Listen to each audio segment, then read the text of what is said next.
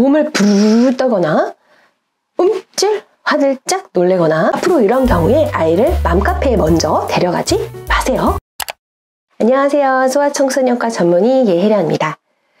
아이들이 100일이 지나면요, 움직임이 참 많아지는데요. 그에 비해서 힘 조절은 잘 되지 않아요. 그래서 이런저런 수상한 힘주는 이상 행동들을 많이 보이게 됩니다. 갑자기 눈을 치켜뜨거나 몸을 부르르 떠거나 움찔 화들짝 놀래거나 이런 모습들을 하루에도 몇 번씩 반복해서 보이기도 하죠. 이런 경우에 인터넷에 먼저 검색을 하시게 되잖아요. 그러면 영아연축이라는 심각하고 위험한 경련이 상위에 링크가 됩니다. 그래서 그걸 클릭을 하면 정신지체 이런 단어들이 눈앞에 보이게 되죠. 이걸 보시고 두려움에 떨면서 밤을 뜬 눈으로 지새우시는 분들이 많이 계세요.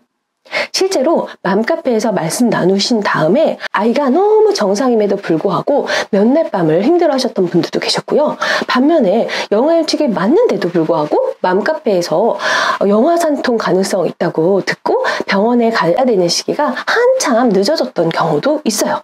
너무나 안타까운 마음이 많이 들었었는데요. 실제로 이에 대한 정보들이 많이 없는 편이고요.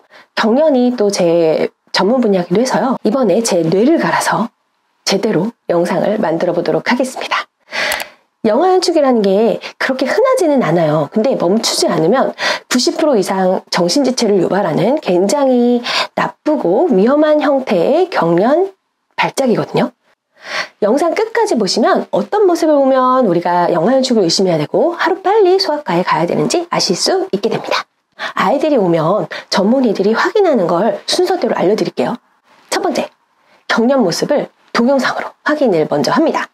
아이들이 다 똑같지는 않아요. 가장 흔한 타입의 모습은 목을 갑자기 구부리면서 다리를 끌어 올리는 모습을 보이게 됩니다. 몸이 앞으로 구부러지고 무릎이 동시에 위로 당겨지고 하는 옆으로 내던져지는 그런 모습이에요. 여기에 팔 모습 때문에 모로반사랑 헷갈릴 수 있거든요.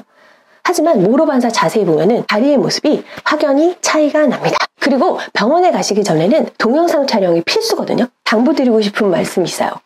지금 보신 동영상처럼 불을 환하게 켜두시고 가까이 가서 팔다리가 다 나올 수 있도록 가능하면 자세하게 찍어주세요.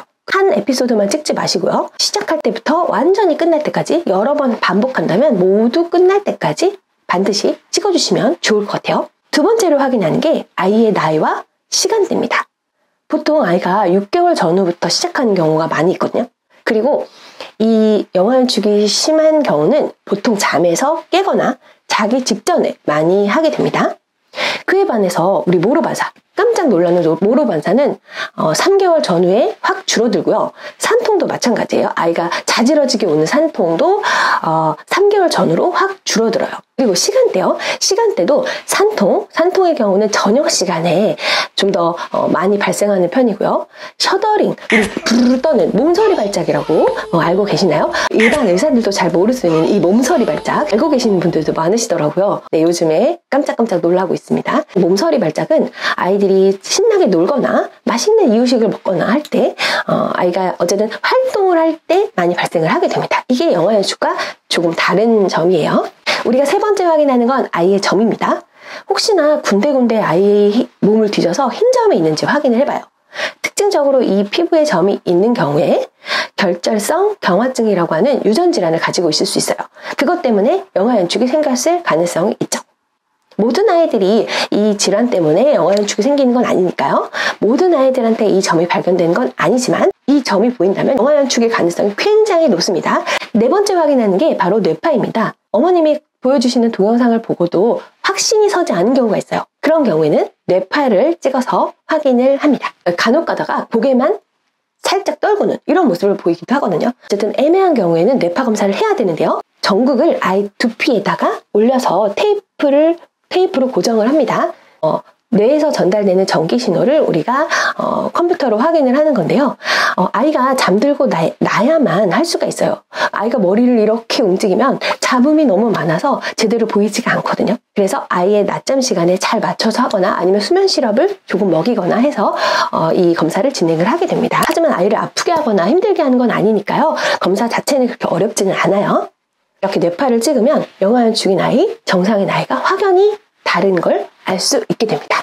이렇게 지저분한 뇌파가 계속된다면 아이 뇌 발달에 치명적으로 안 좋은 영향을 줄 수가 있어요. 동아리가 멈추게 되고 아이의 눈 맞춤이 없어지게 되는 그런 모습을 볼 수 있습니다. 그래서 이 뇌파가 보이면 바로 지금 당장 입원해서 치료를 하게 되죠. 영아현축이 의심되는 아이가 왔을 때 진단 과정을 제 뇌를 갈아서 말씀을 드렸는데요. 두 가지만 기억해 주세요.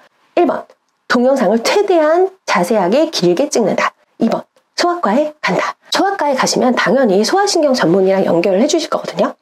그래서 소아신경 전문의와 상담을 받은 후에 의심이 되면 뇌파를 찍어서 영아현축이 아닌지 맞는지 확인을 받습니다. 여러분의 두려움과 불안을 이겨내는 가장 좋은 방법은 지금 바로 전문가와 빨리 상담을 받는 거예요. 앞으로 이런 경우에 아이를 맘카페에 먼저 데려가지 마세요. 사실 영아현축은 매우 드뭅니다. 건강한 아이들이 사실 거의 대부분이에요. 또 유익한 육아 정보로 영상 이어가도록 하겠습니다. 시청해주셔서 감사합니다.